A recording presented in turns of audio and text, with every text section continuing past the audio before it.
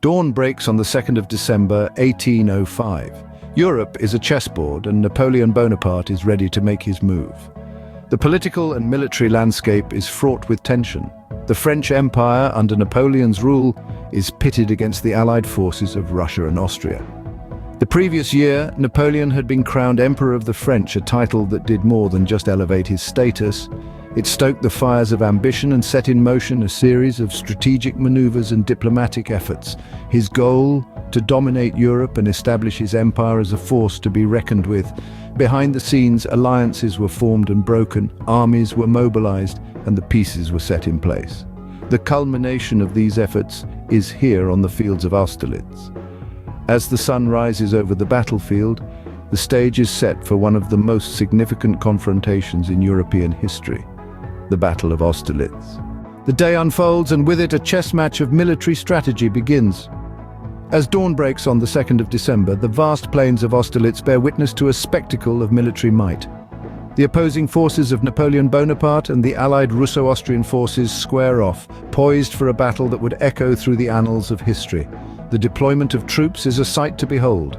On one end, Napoleon, the French emperor, positions his soldiers strategically, feigning weakness and vulnerability. His lines seem stretched thin, a tempting lure for the allied forces. On the other hand, the Allies, confident in their numerical superiority, ready their troops for what they believe will be a swift victory. The initial skirmishes break out, a prelude to the full-scale battle that is to follow. The air crackles with tension, the ground trembles under the weight of marching boots, and the roar of cannons punctuates the eerie silence that precedes the storm of war. Here, Napoleon's genius shines through. His feigned weakness, a strategic ruse, entices the Allies into launching a premature attack. Believing the French lines to be thin and vulnerable, the Allied forces charge forward, unwittingly playing into Napoleon's hands. Adding to the suspense and uncertainty of the battle is the thick fog that blankets the battlefield. This natural veil obscures the movements of the troops, adding another layer of complexity to the already intricate dance of war.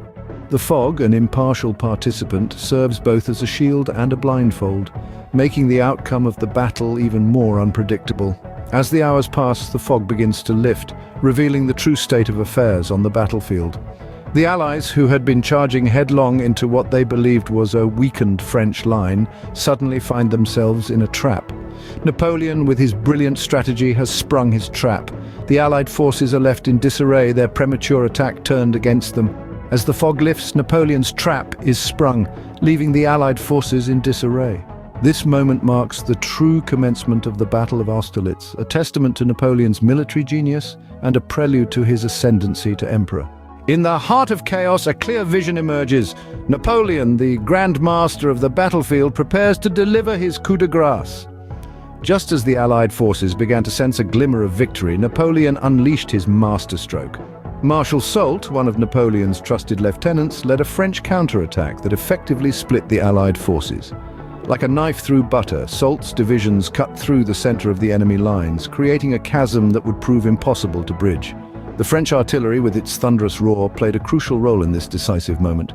Napoleon's Grand Battery, a massive concentration of artillery, was a tactical marvel that turned the tide of the battle. The Grand Battery wasn't simply about firepower, it was about timing, precision, and the strategic use of terrain.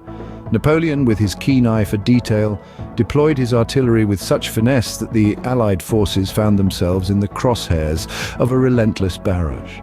As the French artillery rained down, the Pratzen Heights, a key strategic position, fell to the French forces. The heights had been the backbone of the Allied defense, a bulwark that needed to hold if they were to have any chance of victory. But under the relentless pressure of the French assault, the Allied forces crumbled and the heights were captured. The fall of Pratzen Heights was a turning point in the Battle of Austerlitz. It was a testament to Napoleon's tactical genius, a demonstration of his ability to turn a seemingly precarious situation into a decisive victory. The capture of the heights left the Allied forces in disarray, their lines broken, their morale shattered. With Pratzen Heights captured, the Allied forces are driven into a full retreat. The Battle of Austerlitz is nearing its end. Napoleon's masterstroke had not just won a battle, It had reshaped the course of history, cementing his status as one of the greatest military tacticians the world has ever seen. As the echoes of cannon fire fade away, the significance of the Battle of Austerlitz starts to take shape. The aftermath of this great clash was as impactful as the battle itself. The Allied forces of Russia and Austria suffered significant casualties, their armies decimated, their pride deeply wounded. The battlefield was littered with the remnants of what was once a formidable united front against the French army. But the toll of the battle was not just measured in lives lost. The political landscape of Europe was forever altered.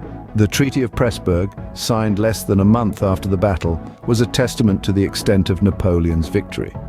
Austria was forced to cede territories to the French, and the Holy Roman Empire, a political entity with a history stretching back over 1,000 years, was destabilized and would soon be dissolved.